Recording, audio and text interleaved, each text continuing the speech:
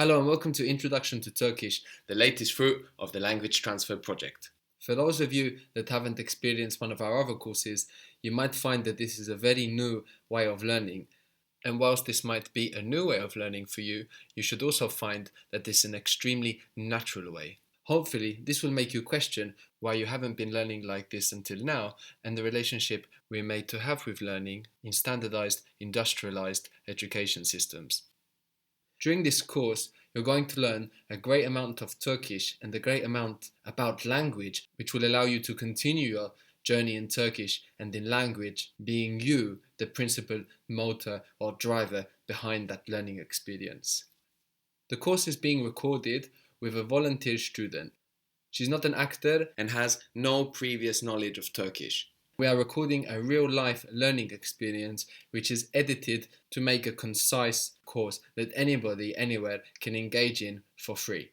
During the length of the course, I will explain something to our volunteer student and to you about Turkish and how Turkish works, and then I will ask you to build a sentence for me. In this moment, it's extremely important that you pause the audio, relax, take your time to think through your answer, and then say your answer out loud. You may feel a little voice or an impulse pushing you to spit your answer out quickly. This is probably left over from your experience at school. Quiet that voice, ignore it. Take control of your learning process and think through your answer slowly in your own time so that you can enjoy it, so that you can be sure, and so that the thought process, not the answer, becomes the most important part of that experience. It's the thought process that is teaching you or installing the language in your mind. With the thinking method, we are going to think slowly to learn quickly. Once you've said your answer out loud, you should unpause the audio, listen to what our volunteer student responded, and then continue. In saying this, it's important that you understand that you shouldn't try to actively memorize. It's very important that you don't engage in active memorization. You want to just listen to the explanations and make sure that you understand them.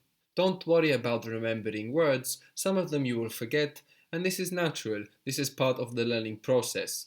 During the length of the course, there are many tips included about how to access information, words, vocabulary that you have in your mind even when you think that you've forgotten them. So relax, follow those processes, and remember you can always repeat the course. You will find yourself remembering, but not through active memorization. There is a difference between memorization and remembering. Of course, you need to remember the language we will teach you. But that doesn't mean that you should be trying to memorize it. Memorization is a mindless process, and you're capable of so much more than that. Don't write. You might be tempted to write as we present the language in the audios. The structure that we create through the order in which we present the language is not very easy to reproduce on paper. Writing it on a piece of paper, you will find is extremely unhelpful. If you look at this piece of paper when you form your sentences and respond out loud, you will notice that the paper acts something like an external brain cell. When you look at the paper for some reference about a word or a structure or what have you, that paper acts like an external brain cell. It's involved in your thinking loop. When you're left without that paper, as you probably will be when you are practicing your new language, you will find then that a part of that thinking loop has been left out of your head. So please, don't write anything down. You might be saying to yourself, well, I'm a visual learner. That's fine, you can visualize the words. Turkish is written in the Latin alphabet, the same alphabet that English is written in, and we reference how the words are spelled. So take your time to visualize them, that's no problem, but please, don't write. This course is something that requires your concentration and your focus and your active engagement. It shouldn't be something you have on in the background whilst you're cooking or what have you. Try to find the time in the day that you feel like you have energies to think and to concentrate, and also the calmness to relax and engage in this time, which is time for you.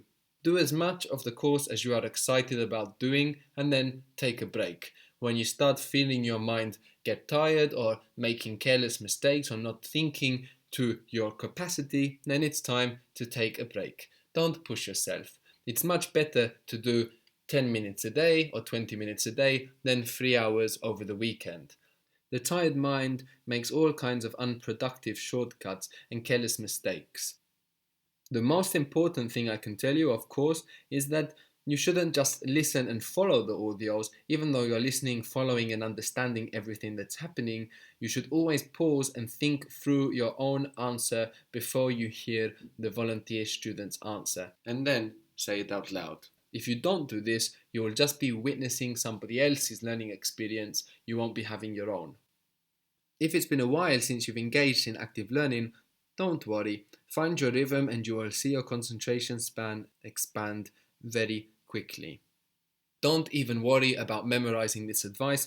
It will be revisited many times during the length of the course. You might also be asking what you should expect to achieve in an introduction course. This is not an introduction course in the typical sense, where you might expect to open a book and learn the colors, the numbers, how to talk about the weather and where you're from. Not at all. We're not going to see any of that material. This is an introduction in the sense of, instead of looking at the whole structural content of the language, we will take a part of the structural content of the language, which offers you something like the entire panorama of how the language functions. What that means is that you're going to understand the character, the nature of Turkish without looking at the entire content in the structural sense. So this is an introduction in the sense of structure, not content. And this intro is so designed so that the content of that structural panorama that we see represents broadly and widely the general scope of the Turkish language. Once you complete this course, you can continue to learn more content to fit into the structures that you've learned during the course. You can also continue to expand what you've learned structurally because you will understand the key characteristics of Turkish and how it functions, so you can come into contact with new elements of the language that we haven't seen and work them out for yourself. I'd love to create a complete Turkish course, much like the complete Spanish. And maybe in the future we'll make a crowdfunding campaign for it. Meanwhile, please check out on the website the Commission a Course section, where you can read about how you as an individual, your organization or company can help this course come into existence. Whilst referring to LT, I always say we, because the project really does include everybody that participates in this project. It is a personal project. That's to say, there is no organization behind LT. It's just me and the help I receive from you, the only LT organization there is, the users. Now, you may be surprised to hear that I don't speak Turkish. After an intense investigation of the Turkish structure and collaborating with native speakers, many of which did the Spanish course and wanted to help me create this Turkish course, allowing me to write the course and then get it checked by the native speakers. For more information on this process, you can check out the thinking method section on the website.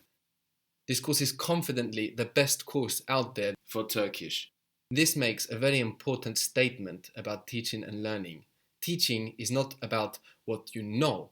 There are millions of people that know much more Turkish than I do. Teaching is about something else entirely, which I'm sure you will experience during the length of this course. Now, this course is free, not because you shouldn't be spending your money on language learning, but in case you can't. I don't want to restrict the access to these courses with money. For me, it doesn't make sense.